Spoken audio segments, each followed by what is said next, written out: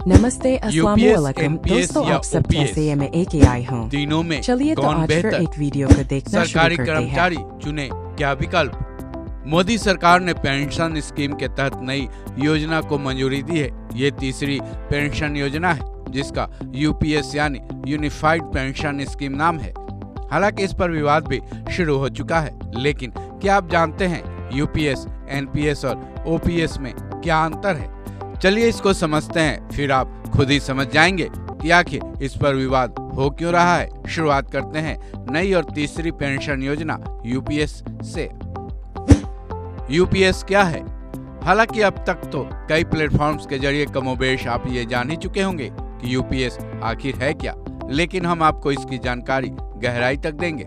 इसमें 3 बातें ऐसी हैं जो इसको एनपीएस और ओपीएस से अलग करती हैं। पहला कि 25 साल की नौकरी के बाद नौकरी के अंतिम साल के औसत मूल वेतन के 50% के बराबर पेंशन मिलेगी।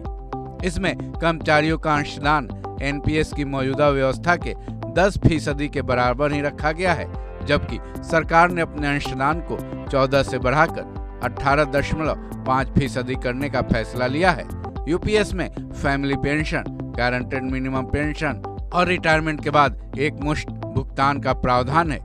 इसका फायदा 1 जनवरी 2004 के बाद सेवा में आने वाले जितने कर्मचारी रिटायर हो चुके हैं या फिर 1 अप्रैल 2025 तक रिटायर होंगे, वो इस विकल्प को चुन सकते हैं। यूपीएस में फैमिली के लिए भी गारंटीड पेंशन व्यवस्था है, जिसमें पेंशन भोगी के निधन के बाद उसकी वर्तमान पेंशन के 60% का भुगतान होगा।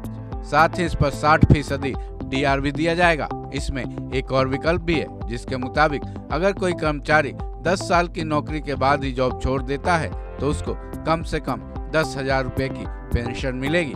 यूपीएस में रिटायरमेंट पर ग्रेच्युटी अमाउंट के अलावा एक मुश्त अमाउंट मिलेगा। ये टोटल जॉब पीरियड में हर 6 महीने की सेवा के बदले 1 माह के मासिक वेतन जिसमें डीए जुड़ा होगा उसका 10वां हिस्सा मिलेगा।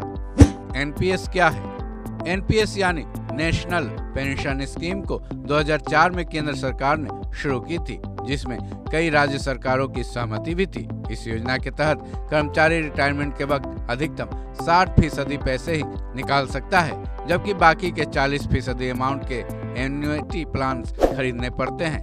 उसी के आधार पर फिर पेंशन की राशि तय की जाती है। वहीं एनपीएस के तहत एक्स्ट्रा टैक्स रिबेट भी मिलता है, जो कि इनकम टैक्स 80 CCD के नियम के तहत अधिकतम 1.5 लाख रुपए की सालाना छूट क्लेम करने का प्रावधान है। एनपीएस का जो खास आकर्षण है वो ये है कि इससे जो 60% पैसे निकालने का प्रावधान है उस पर किसी भी तरह का टैक्स नहीं देना पड़ता है। ओपीएस क्या है? अब आते हैं उस पेंशन स्कीम पर जिसको लागू कराने के लिए देश में एक तरह से आंदोलन चल पड़ा है। इसका नाम है ओपीएस यानी ओल्ड पेंशन स्कीम। तो क्या ओपीएस यूपीएस और एनपीएस से ज्यादा बेहतर है? इसके लिए लाखों कर्मचारी मांग पर उतरे हुए हैं। चलिए इस योजना को भी समझते हैं। ओपीएस में सरकार की तरफ से सरकारी कर्मचारियों को उनकी आखिरी सैलरी का 50% अमाउंट का पेंशन बनाया जाता है। ओपीएस में पेंशन बेचने का ऑप्शन रहता है। एक उदाहरण के जरिए इसे समझते हैं। मान लीजिए किसी का पेंशन 25,000 रुपए बन रहा है और अगर वो 5,000 रुपए अपना पेंशन बेच देता है, ऐसी स्थिति में उसको प्रत्येक 100 रुपए पर 115 रुपए का भुगतान किया जाता है। इतना ही नहीं, 15 साल पेंशन ले लेने के बाद बेचा जा चुका पेंशन वापस कर्मचारियों के पेंशन अमाउंट में जुड़ जाता है, यानी वापस हो जाता है। साथ ही ओपीएस में रिटायरमेंट के बाद कर्मचारियों को सरकार के मद में किसी भी तरह का कंट्रीब्यूशन नहीं करना पड़ता है। लेकिन जहां तक यूपीएस और एनपीएस की बात है, जैसा कि हमने पहले ही बताया, इन दोनों पेंशन योजनाओं में सरकारों को कंट्रीब्यूशन देना ही पड़ता है। इस खबर में बस इतना ही। बाकी अपडेट्स के लिए जुड़े रहें वन इंडिया हिंदी के साथ।